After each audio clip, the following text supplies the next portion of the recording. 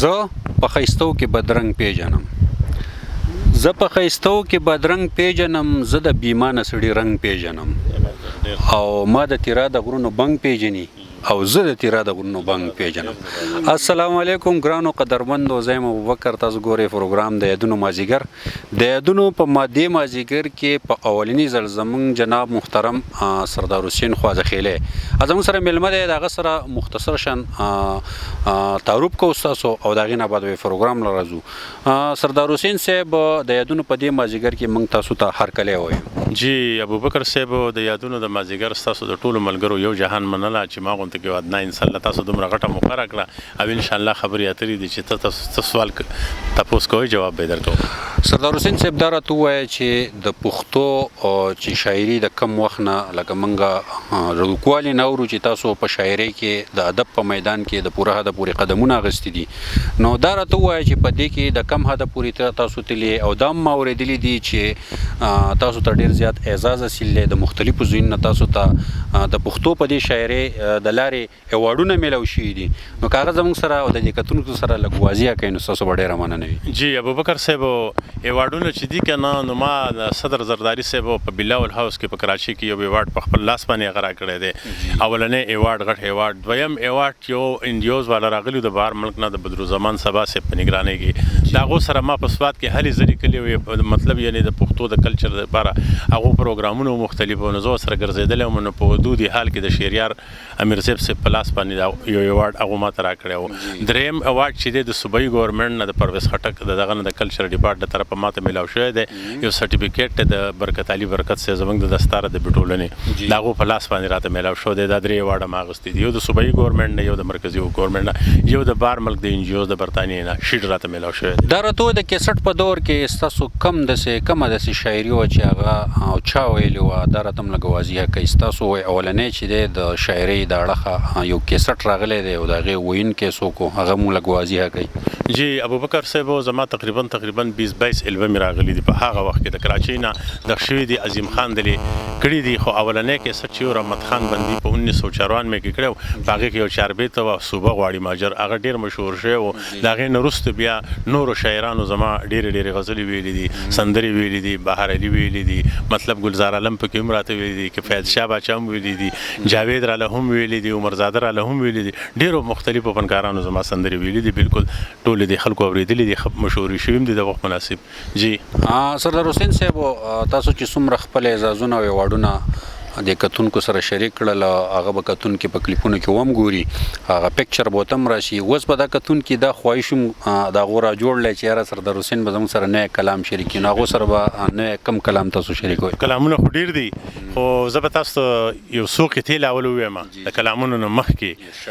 اکثر زموږ دا پښتانه دا خبره سوال کوي که نه، یو سړي نه تپوس کوي نو وایي تا مینه کړې ده که نه ده. زه یم چې د دې خبرې بالکل هغه دغه ختم شي چې انسان یې زړه لري نو خامخا به مینه کوي. نو په دې باندې یو قطعه شاهین صاحب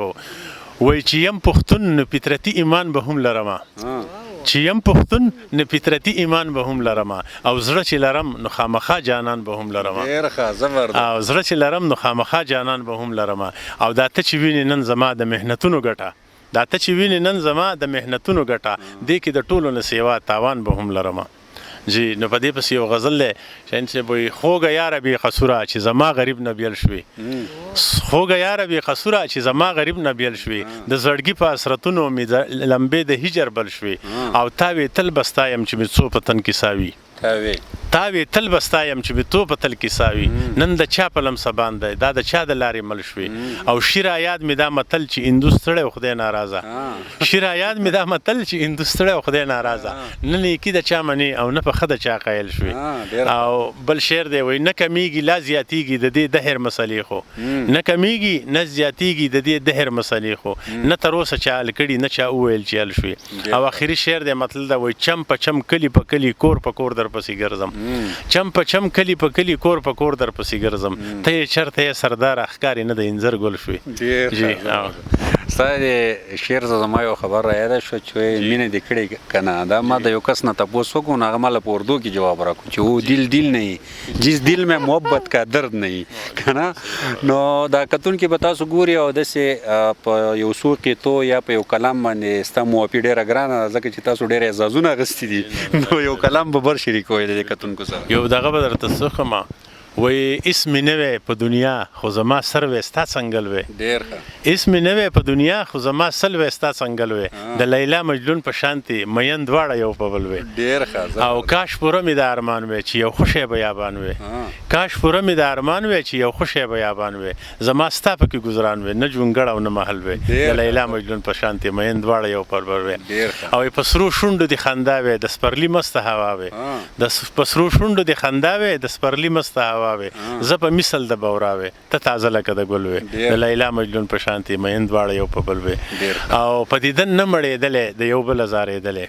په دیدن نه مړېدلې د یو بل زارېدلې زه به نه وم غمځپلې خو که ته راسره مل وې د لیلا مجنون په شانتي مین دواړه یو په بل وي او اخري شعر دی وایي څه خبره یې نادانې زه سردار کړم دعاګانې څه خبره یې نادانې زه سردار کړم دعاګانې ستا نازونه اداګانې یوه ورځ دوه نوې تل وې د لیلا مجنون په شانتي مین دواړه یو په روسخت په کم کلام دی بس روسخت خو په دې باندې الو زما دا یو غزل له بارالي د کوټې نو ویلې د ډیر مخکینه دی ډیر خلکو اوریدل دی خو چاته دا پته نشته نو نه زی خلکو ته زه تاسو د یادونو پر مازیګر کې چې دا مرګري ووري اوریدل هر سړي دی خو چاته دا پته نشته بارالي به د کوټې نه اکثر وي امان الله ناصر الته کې دغه زما مرګري هغه را لدخ کړو هغه وی مکړه نور ماته نصيحت ناسیحه مکړه نور ماته نصیحت ناسیحه پرې خودې نشم محبت ناسیحه او د دنیا چارې به بس وګڼي قدر معلوم شو حقیقت ناسیحه او بیا مې خوږ زړه لره آرام نه راځي بیا مې خوږ زړه لره آرام نه راځي چې ور نشم په مالت ناسیحه او شعر د شاهین سے وای څوک چې کوي مې د جانان خبرې څوک چې کوي مې د جانان خبرې اورم په شان د تلاوت ناسیحه